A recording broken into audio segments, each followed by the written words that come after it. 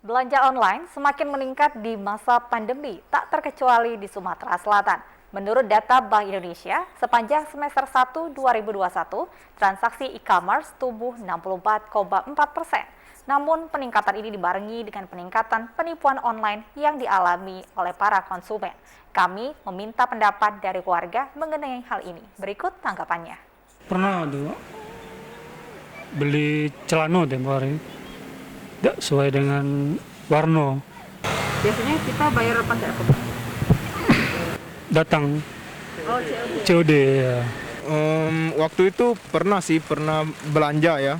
Waktu pas belanja tuh kan mau beli.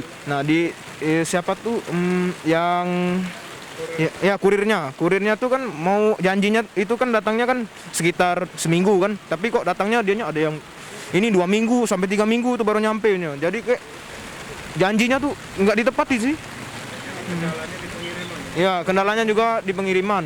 Kalau soal yang ditipu nggak pernah. Tapi kalau barangnya datang, cuman waktunya yang lama sampai yang itu kayak gitu. Peralatan elektronik biasanya kayak headset, kayak HP, laptop itu online kalau. Nggak enaknya nyampe ke rumahnya lama. Nyampenya harusnya 3 harian, jadi semingguan nyampenya. Berarti kendalanya di pengirimannya. Pengiriman sama kadang barang yang udah dipesan, udah di check out tuh, tiba-tiba sold out, tak tahunya, tak terkirim, padahal kita udah bayar.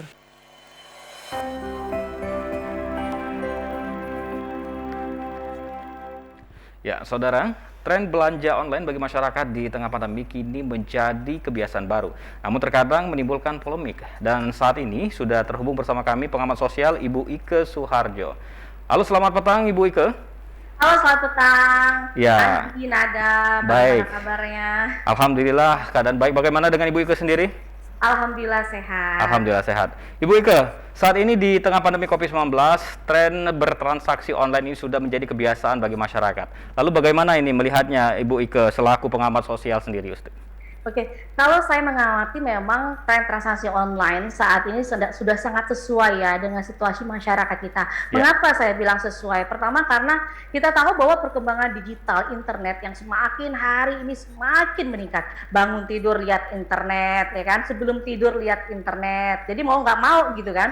Kedua, kita juga lihat situasi pandemi yang memang saat dengan situasi pandemi ya mau tidak mau ya masyarakat harus stay di rumah. Jadi memang transaksi online, belanja online saat ini masih menjadi suatu solusi yang cerdas, efektif, nyaman, murah, ya kan? Itu apalagi bagi Anda yang mungkin punya waktu yang sangat terbatas untuk berbelanja secara fisik ya. Nah, tapi tentunya ini kita menyikapi Andi ada positif dan ada negatifnya untuk transaksi online dan berbelanja online. Oke, Bu Ike, ini era disruption innovation, artinya ini ada pergeseran seperti yang dikatakan tadi dari belanja online, dari belanja konvensional menjadi belanja online. Artinya tetapi banyak sekali positif dan negatifnya. Negatifnya kalau kita lihat, banyak sekali penipuan-penipuan. Bu Ike sendiri melihatnya bagaimana nih Bu Ike? Ya betul sekali Nanda. Kalau kita lihat memang positif dan negatif. Positifnya apa sih?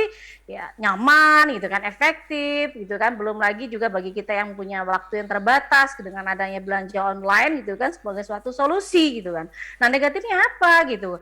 Kita tidak bisa tahu nih penjualnya siapa gitu kan. Kedua kita tidak tahu ketika barang itu sampai apakah sesuai dengan ekspektasi kita. Kadang barang yang sampai itu tidak sesuai loh dengan foto atau gambar. Kadang barang yang sampai itu juga terlalu lama gitu kan. Kadang barang juga tidak sampai dan uang sudah ditransfer. Nah, itu banyak sekali kasus-kasus penipuan. Bahkan anak presiden aja Kaisang ini pernah tertipu loh secara daring gitu.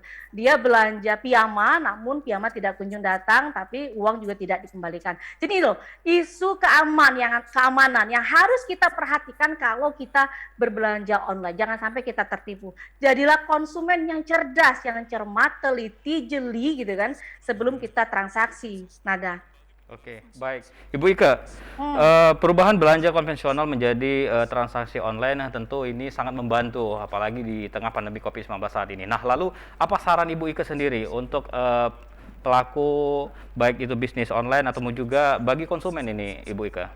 Ya, Andi, kita mau tidak mau kita harus adaptasi loh dengan situasi saat ini gitu kan, dengan pandemi gitu kan. Tapi kembali lagi kepada pilihan dari konsumen, apakah tetap mau berbelanja secara fisik gitu kan, dengan memperhatikan protokol kesehatan, atau belanja online. Nah, ini ada tipsnya, Andi. Pertama kita harus tahu nih, track record dari penjual online itu seperti apa sih tokonya, apakah tokonya itu aktif atau tidak aktif lagi. Dan kita lihat review-review dari konsumen gitu ya, banyakkan positif atau negatif. Kadang juga testimoni juga banyakkan yang palsu loh. Nah, ini harus kita cermati. Dan kedua, jangan tergiur dengan harga yang murah. Karena kadang kalau harga yang murah kita harus bisa membandingkan toko A, toko B. Toko A berapa? Kalau selisih tidak terlalu jauh, oke lah ya. Karena dengan harga yang murah bisa jadi itu penipuan. Dan kedua juga barang itu bisa jadi juga barang yang palsu gitu.